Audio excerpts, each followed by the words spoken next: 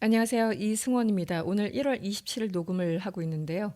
제가 몸살이 좀 심하게 걸려서 목소리가 이상할 겁니다. 여러분들 양해를 부탁드립니다. 오늘은 크게 세 가지를 알아볼까 합니다. 검찰이 윤석열을 구속 기소하기까지 굳이 시간을 끌었던 이유는 무엇일까? 그리고 앞서서 법원은 왜 구속기간 연장을 불허했을까? 마지막으로 트럼프가 계속 김정은을 향해서 러브레터를 발송하고 있는데 김정은은 협상에 혹시라도 임한다면 어떤 전제 조건을 내세울까? 먼저 검찰이 26일 오전 10시 갑자기 고위급 회의를 소집합니다. 윤석열 구속 기소를 앞두고 심우정 검찰총장 주재로 전국 고검장, 지검장 회의를 연 거죠. 앞서 법원이 구속기간 연장을 두 차례나 불허하면서 바로 기소할 것이라고 생각했지만 굳이 시한을 코앞에 두고 회의를 열었기 때문에 많은 사람들이 사실 불안해하기 시작했습니다. 이날 바로 구속 기소하지 않으면 바로 석방해야 되는 상황이었기 때문이죠. 아무리 검찰이 내란죄가 명백해 보이는 윤석열을 제물로 삼기로 했다고 하더라도 불과 54일 전까지, 그러니까 계엄 직전까지는 검찰은 그저 윤석열이라는 개인의 조직으로 움직여 왔습니다. 그래서 불안했던 거죠. 혹시라도 석방이라는 기괴한 결정을 내릴까봐. 검찰은 오후 7시, 그러니까 1월 26일 오후 7시에 구속 기소 결정 소식을 언론에 알립니다. 그럼 왜 이렇게 뜸을 들였을까요? 한번 생각해 볼 필요가 있습니다. 법과 원칙? 아니, 그런 상식이나 교과서는 필요 없고요. 검찰이라는 저 일종의 사조직 입장에서 생각해야 합니다. 첫 번째는 자존심입니다. 당연히 법원이 구속기간을 연장해 줄 거라고 믿었지만 법원은 두 번이나 불허했습니다. 24일 밤에 법원이 기간 연장 신청을 불허하자 마치 기싸움을 하듯 검찰은 불과 4시간 만인 25일 새벽 2시에 형사소송법상 검사의 보완 수사권을 내세워서 다시 신청하게 되죠. 법원은 예상대로 또다시 불허했죠. 한 번 불허한 걸 다시 허가할 리가 없습니다. 그렇다면 만약에 여러분이 검사라면 어땠을까요? 일단 굉장히 열받았겠죠. 이것을 용납할 수 없었을 겁니다. 아마도 판사목을 비틀고 싶었을 겁니다. 이런 상황에서 즉각 구속 기소를 발표하게 되면 면이 안 선다고 생각했을 겁니다. 뒤에 설명드릴 내용이지만 법안이 기간 연장을 불허한 이유, 그러니까 그 내용을 보더라도, 그리고 또 두 차례 불허라는 형식을 보더라도 검찰은 자존심이 엄청나게 상했을 테고, 따라서 심우정 검찰총장은 전국 고검장 회의라는 형식을 통해서 법원을 성토하는 분위기를 만들고 싶었을 겁니다. 법원의 이번 결정을 매우 중대하게 보고 있다는, 그러니까 솔직히 말하면 도저히 동의할 수 없다는 일종의 시위를 벌인 거죠. 검찰이 시간을 끈 두 번째 이유를 한번 볼까요? 두 번째는 끝까지 눈치 보기입니다. 검찰이 윤석열의 등을 돌렸지만 그럼에도 검찰총장 주재로 대대적인 회의까지 열면서 심사숙고했다, 고민했다, 이런 모습을 보여주고 싶지 않았을까요? 아직까지는 여당인 국민의힘 측 인사들, 그러니까 권영세, 권성동, 홍준표, 이런 사람들이 하루가 멀다 하고 법적인 절차에 마치 어떤 문제가 있는 양 검찰과 사법부를 동시에 겁박하는 상황에서 검찰이라는 조직은 그 속성상 눈치를 볼 수밖에 없었을 겁니다. 저 개인적으로 물론 이해가 잘 안 되지만, 또 동의도 안 되지만, 최근 국민의힘 우위의 일부 여론조사도 일부 영향을 미쳤을 것으로 보입니다. 검찰이 시간을 끈 이유 세 번째 이유입니다.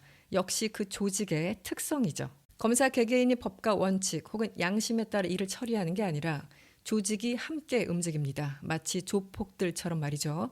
계엄 이후에 임은정 검사가 페북에 이런 글을 올렸습니다. 군인들의 불복종과 태업, 양심 고백 등 쏟아지는 뉴스를 보면서 군대와 군인들이 부러웠다. 임은정 검사는 검사가 군인과 다른 이유로 12.12 군사 반란, 5.18 광주민주화 운동에 대한 연이은 단죄가 군인들을 각성시킨 데 반해서 해서는 안 될 일을 위해서 시키는 대로 하거나 해야 할 일을 시킨 대로 하지 않은 검사들은 중용될 뿐만 아니라 처벌받은 경우가 없었기 때문에 검찰은 이 모양이 아닌가 싶다, 이렇게 적기도 했었죠.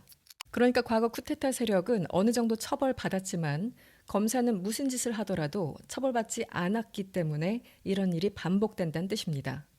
이번에도 마찬가지죠. 대통령의 명백한 내란 시도를 보면서도 검찰은 여전히 검사 동일체 원칙에 따라 전체가 움직이고 있습니다. 나 혼자 떠안고 가지 않겠다는 뜻이고, 혹시 일이 잘못되더라도 서로 지켜주겠다는 일종의 선언 같은 겁니다. 다짐 같은 거죠. 이게 바로 이번 고검장 지검장 회의의 본질입니다. 두 번째 이슈인데요. 그렇다면 법원은 윤석열의 구속기간 연장을 왜 불허했을까요? 이것도 참 궁금하죠. 윤석열은 공수처 체포를 거부하면서 사실상 관저에 숨어 있었죠. 사람들이 국격 상실을 자주 언급하는데 저 개인적으로는 내란 그 자체도 중요하지만 바로 이 장면, 체포에 불응하고 관저로 숨어든 바로 이 장면이 국격 상실의 장면이라고 생각합니다. 어쨌든 엄청난 공권력을 낭비시키면서 15일 체포된 이후에도 윤석열은 공수처의 조사에 일절 응하지 않았습니다. 서부지법 폭도들을 보면서 관용을 얘기한 게 피의자 윤석열이죠. 그리고 법원은 당시 직접적인 피해자입니다. 그렇다면 그럼에도 왜 이런 결정을 내렸을까요? 제가 생각하는 두 가지 이유는 이런 겁니다.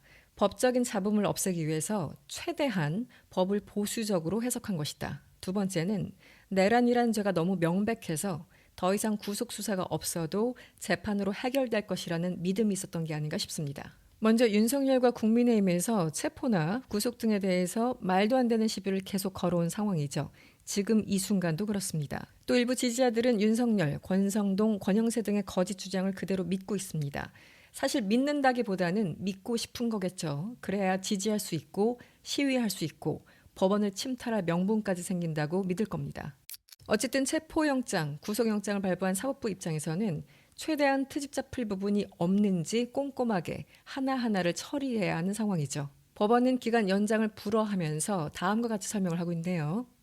공수처 검사가 고위공직자 범죄에 해당하는 사건을 수사한 다음에 공소제기 요구서를 붙여서 그 서류와 증거물을 검찰청 검사에게 송부한 사건에서 이를 송부받아 공소제기 여부를 판단하는 검찰청 검사가 수사를 계속할 상당한 이유가 있다고 보기 어렵다. 말이 좀 어렵죠? 어쨌든 계속해봅니다.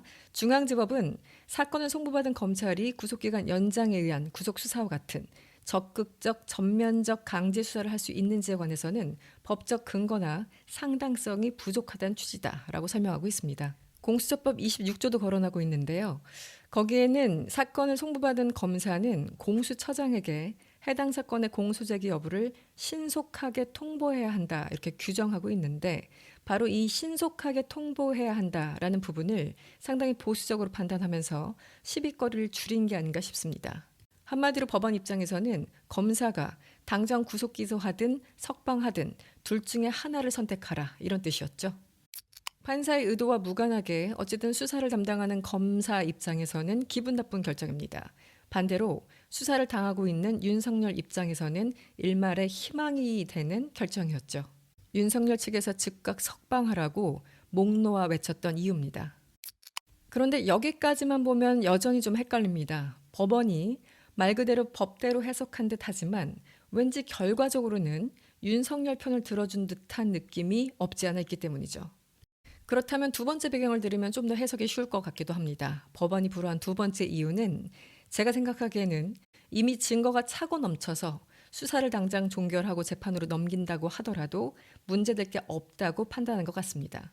일단 전 세계가 목도한 군인들의 국회, 선관위 침탈은 명백한 내란이자 친위 쿠데타입니다. 게다가 윤석열과 김용현이 작당하고 지시한 체포 명단에는 우원식, 이재명, 한동훈 이런 정치인들뿐만 아니라 판사들도 있었죠. 바로 사법부가 있었다는 얘기입니다. 그 명단에는 김명수 전 대법원장, 권순일 전 대법관 그리고 김동연 판사의 이름도 함께 있었죠. 그러니까 사법부 입장에서도 이번 내란은 정말 끔찍한 사건입니다. 바로 기소하더라도 유죄 입증에 문제가 없는 상황이죠. 마침 판사 출신인 차성한 서울시립대 교수가 25일 SNS에 글을 올렸더군요. 신속한 탄핵심판 진행은 신속한 형사재판에 달려있다. 구속 연장 불허는 이를 위한 최고의 선택이다. 피의자 신문조서 하나 애걸에 받아보려는 류에 계속 수사 필요성은 없다. 이미 공범들이 구속되고 윤석열은 조사 자체를 회피하는 상황에서 기간을 연장해봐야 실익이 없다는 뜻입니다. 한마디로 형사재판, 그러니까 내란죄에 대해서 재판을 빨리빨리 진행시켜야 지금 함께 진행되고 있는 탄핵 심판도 가속화될 거라는 뜻입니다.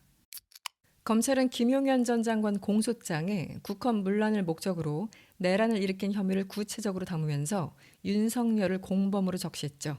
김용현뿐만 아니라 박완수, 이진우, 곽종군, 여인영과 같은 주요 인물들은 이미 구속 기소된 상황입니다. 이 상황에서 우두머리만 빠져나갈 수는 없는 법이죠. 형법 제87조 내란은 국토를 참전하거나 국헌을 문란할 목적으로 폭동을 일으킨 자는 사형, 무기징역 또는 무기금고에 처한다. 이렇게 나와 있습니다. 윤석열이 저지른 내란죄는 최고형이 사형입니다. 법이 그렇습니다. 외신이 어떻게 보도했는지도 궁금하죠. 뉴욕타임즈와 CNN 그리고 가디언 등 주요 외신들은 26일 윤석열 구속기소 소식을 긴급 뉴스로 내보냈습니다. 사상 최초로 한국의 현직 대통령 기소라는 점을 중점적으로 소개하고 있는데요. 예를 들어 로이터 통신은 현직 한국 대통령이 기소된 것은 전례 없는 일이라면서 유죄 시에 형량이 무기징역 또는 사형에 처할 수 있다고 보도하고 있죠. 뉴욕타임즈는 이렇게 보도했네요. 여론조사에 따르면 한국 국민 다수는 그의 탄핵에 찬성하고 그가 내란죄를 저질렀다고 생각한다면서도 강성 지지층은 탄핵을 사기라고 주장해왔고 일부는 지난 19일 구속영장 발부 당시 법원에 난입해서 충격을 줬다고 보도했습니다. 네, 제 목소리 상황이 점점 악화되고 있네요. 어쨌든 이어가 보겠습니다. 영국 매체 가디언은 이렇게 보도했습니다. 윤석열의 계엄이 아시아에서 네 번째로 큰 경제 규모이자 미국의 주요 동맹국에서 정치적인 격변을 일으켰고 총리도 탄핵돼서 권한이 정지됐다고 보도하고 있습니다. 또 많은 고위급 군 간부들이 내란 혐의로 기소됐다면서 윤 대통령의 비상계엄이 가져온 파장을 자세히 보도하고 있죠. 가디언은 또 무기징역 또는 사형에 처할 수 있는 혐의지만 한국은 수십 년 동안 사형을 집행한 적은 없다고 보도했습니다. 마지막으로 트럼프와 김정은 소식을 좀 전달할까 합니다. 트럼프 대통령이 이례적일 만큼 김정은을 자주 언급하고 있죠. 작년 대선 캠페인 기간에도 그렇고 지난 20일 취임식 당일에도 2번이나 언급했습니다. 취임 첫날에는 북한을 핵 보유국, 뉴클리어 파워라고 부르더니 지난 23일 폭스뉴스 인터뷰에서는 김정은과 다시 연락을 취해보겠느냐라는 질문에 그렇게 할 것이라고 답했죠. 이쯤 되면 애정인지 집착인지 암튼 계속 북한을 의식하는 발언을 이어가고 있습니다. 그렇다면 김정은은 어떻게 대응하고 있을까요? 다름 아니라 미사일을 또 발사하면서 사실상 약을 올리고 있죠. 북한은 지난 26일 전략 순항미사일 시험 발사 사실을 공개하고 대미 비난 담화를 발표합니다. 당시 훈련을 참관한 김정은은 전쟁 억제 수단들이 더욱 철저히 완비돼 가고 있다면서 만족감을 드러냈다고 하죠. 조선중앙통신은 관련 내용을 보도하면서 이렇게 적었습니다. 변화되는 지역의 안전 환경에 부합되게 잠재적인 적수들에 대한 전략적 억제 효과성을 제고해 나가기 위한 것이다. 그러면서 국가방위력 건설 계획의 일환이라고 설명하고 있죠. 북한 측 성명이나 보도는 항상 어렵습니다. 문장이 너무 길어요. 어쨌든 저는 관련 보도 내용을 보면서 이 변화되는 지역의 안전 환경이라는 대목에 주목했는데요. 기존의 남한과 미국에 대한 대응을 넘어서 현재 북한군을 파병 중인 이 러시아 우크라이나 전장까지 의식한 언급은 아닐까 생각합니다. 어쨌든 지금 북한 김정은은 트럼프에게 지난 2019년 제대로 뒤통수를 맞았다고 생각하고 있죠. 2019년 2월 27일 트럼프와의 만남을 위해서 무려 60시간이나 기차를 타고 하노이에 갔지만 북미 회담은 말 그대로 처참하게 결렬됐습니다. 다시 평양으로 돌아가면서 김정은은 다짐에 다짐을 했을 겁니다. 미국과는 다시는 상종하지 않겠다. 무엇보다 일말의 결과를 기다리던 북한 인민들에게 상당히 굴욕적인 모습을 보일 수밖에 없었던 그 상황에 대해서 지금도 울분을 토하고 있을 겁니다. 한마디로 진입장벽이 더 높아진 거죠. 회담은 쉽게 열리지 않을 겁니다. 이미 한 차례 속았다고 생각한 사람의 마음을 돌리기는 상당히 어려운 법이죠. 아마도 김정은이 회담에 응한다면 3가지 전제 조건을 내세울 겁니다. 제가 생각하는 건 이런 겁니다. 첫 번째, 사실상 핵 보유국이라고 인정받는 것. 두 번째, 핵 보유국임을 전제로 군비 감축 논의 수준은 받을 가능성이 있습니다. 대신 경제적인 대가를 요구하겠죠. 지난 하노이 회담 때도 북한은 유엔 제재 가운데 5개를 해제해달라고 공개적으로 요구한 바가 있었습니다. 과거의 경험에 비춰본다면 구체적으로 이런 겁니다. 북한은 모라토리엄을 선언할 수 있겠죠. 한마디로 핵이나 미사일 시험 발사를 중지할 테니까 당신들은 군사훈련을 중지하라. 사실 김정은이 굉장히 신경 쓰는 부분은 경제 발전인데 왜냐하면 인민들의 마음을 얻기 위해서는 먹고 사는 일이 중요하기 때문이죠. 그건 어느 나라나 어떤 독재 국가나 마찬가지입니다. 지난 20일 취임식에서 트럼프는 이런 얘기를 했었죠. 김정은은 굉장한 콘도 입지 역량을 갖고 있다. 많은 해안가를 갖추고 있다. 이렇게 콘도를 콕 집어서 언급했습니다. 부동산 업자답죠. 과거부터 언급됐었던 지금은 개장을 앞두고 있는 이 갈막 관광지구 같은 직접 투자, 그러니까 여기는 콘도, 호텔 이런 것들이 필요하니까요.